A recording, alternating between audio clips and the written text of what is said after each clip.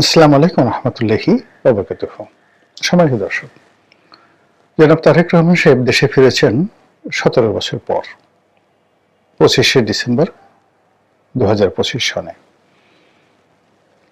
তিনি বাংলাদেশে আসার সঙ্গে সঙ্গে এদেশের যে রাজনীতির ক্যালকুলেশন, ম্যাথমেটিক্স বা অঙ্ক সব কিছু ওলটপালট হয়ে গেছে। মানুষ দলে দলে তার সঙ্গে সাক্ষাৎ করার জন্য পাগলের মতো ছুটে আসছে দেশের বিভিন্ন প্রান্ত থেকে। তিনি যে অফিসে বসছেন সে অফিসের সামনে রীতিমতো হৈ হৈ রই রই কাণ্ড। ব্যবসায়ী, আমলা, কামলা, দালাল, ফড়িয়া, রাজনীতিবিদ, ধর্মবেত্তা থেকে শুরু করে সমাজের সকল মানুষ সবাই ছুটছেন বিভিন্ন কারণে। কেউ তারেক রহমান সাহেবের সাথে দেখা করার জন্য যাচ্ছেন, কেউ দূর থেকে তাকে, যারা ঢুকতে পারবেন না তিনি গাড়িতে উঠবেন, নামবেন, এই দৃশ্য দেখার জন্য মানুষ সেখানে দাঁড়িয়ে আছে। কেউ সেখানে গিয়ে ছবি তুলছেন। ওখানে যে একটা উৎসবের আমেজ তৈরি হয়েছে, অসংখ্য মানুষ সকাল থেকে রাত্রি অবধি সেখানে দাঁড়িয়ে তামসা দেখার জন্য মোটামুটি নিজেদেরকে সেখানে নিয়োজিত রেখেছেন।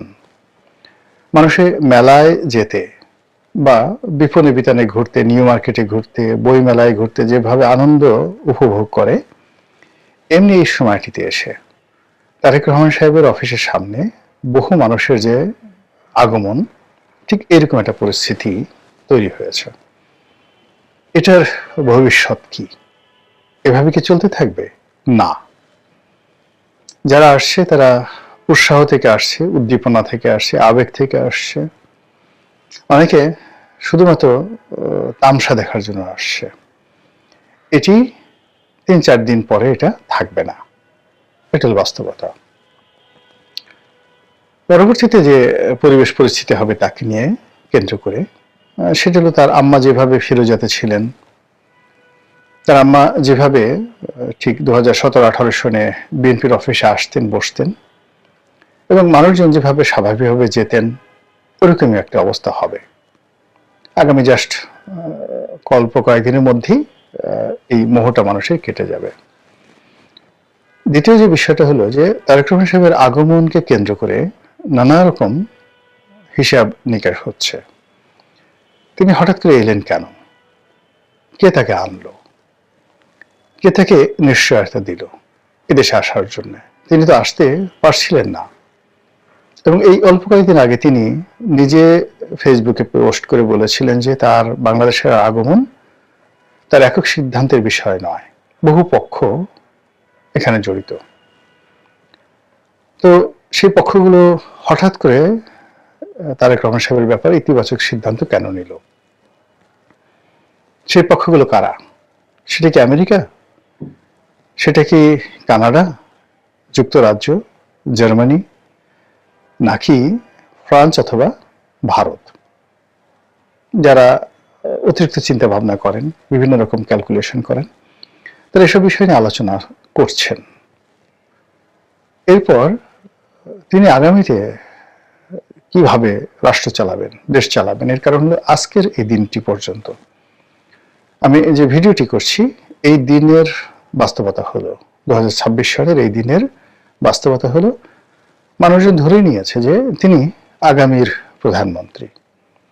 মানুষ ধরে নিয়েছে বিএনপি রাষ্ট্র ক্ষমতায় আসবে এবং বিএনপির তার মন্ত্রী হবে কারা, তারপর তার প্রাইভেট সেক্রেটারি কারা হবে, তিনি যখন মন্ত্রী হবেন বা প্রধানমন্ত্রী হবেন, মন্ত্রী তো নয়, তিনি প্রধানমন্ত্রী হবেন, তখন প্রধানমন্ত্রীর প্রিন্সিপাল সেক্রেটারি থাকেন, মুখ্য সচিব থাকেন, তারপরে তার পিএস থাকেন, PS1 থাকেন, APS1 থাকেন, এরপর তার একজন সেক্রেটারি থাকেন পূর্ণ সচিব পদমর্যাদার।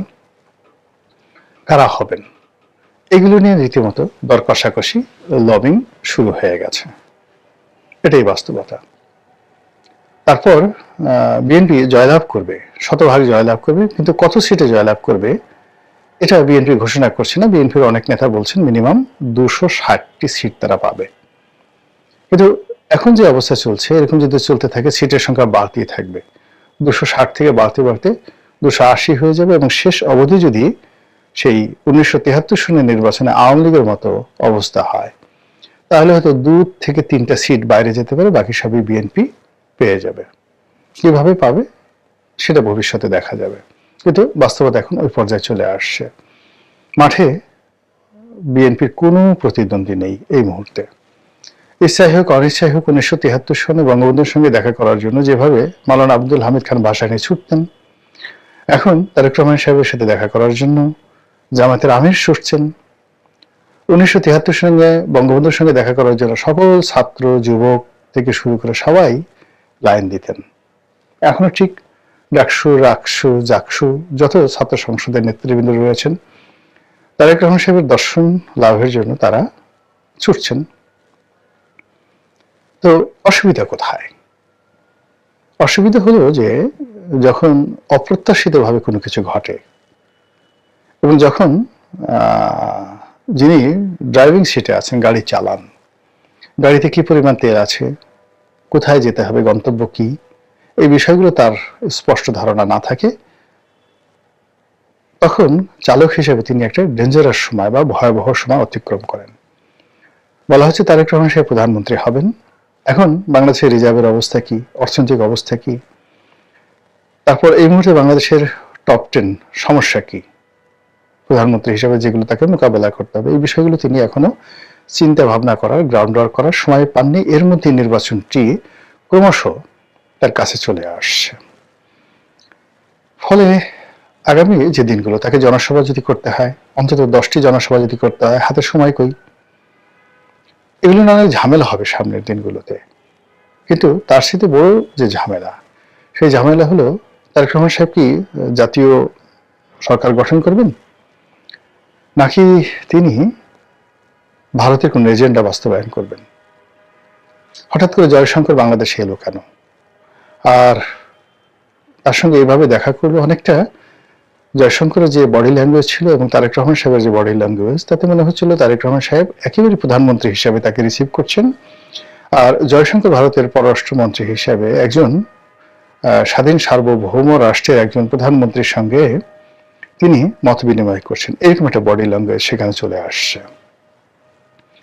তো এই দৃশ্য দেখে ডক্টর মোহাম্মদ ইউনূস, তার পারিষদবর্গ, তারপর গত 15 মাস ধরে যারা রাষ্ট্র পরিচালনা করার বা সরকার পরিচালনা করার স্বপ্ন দেখতেন, সে এনসিপি, সেই জামাত, তাদের নিঃসন্দেহে গাত্রদাহ হবে, তাদের মনে অনেক কষ্ট হবে, বেদনা হবে, এবং তারা সেই কষ্ট এবং বেদনাকে কাজে লাগিয়ে যদি কোনো অনার সৃষ্টি তৈরি করার চেষ্টা করে, সেটাকে মোকাবেলা করার জন্য বিএনপি এবং তার যারা সাহায্যকারী রাষ্ট্রশক্তি আছে, তারা এই মুহূর্তে কতটা প্রস্তুত রয়েছে সেটা একটা বিরাট বিষয়।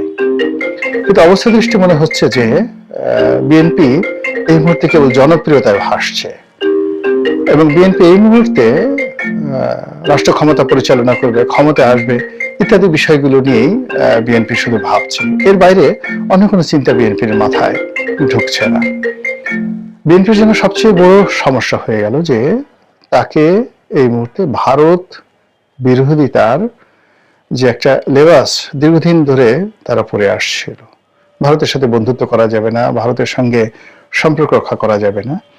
এখন মার্কেটে যে ন্যারেটিভ গুলো ছড়িয়ে পড়েছে সেটা হলো যে ভারতের গ্রিন সিগন্যাল পেয়ে তারেক রহমান সাহেব আসছেন, এবং আগামীতে তাকে ক্ষমতায় থাকতে হলে ভারতকে ছাড় দিতে হবে।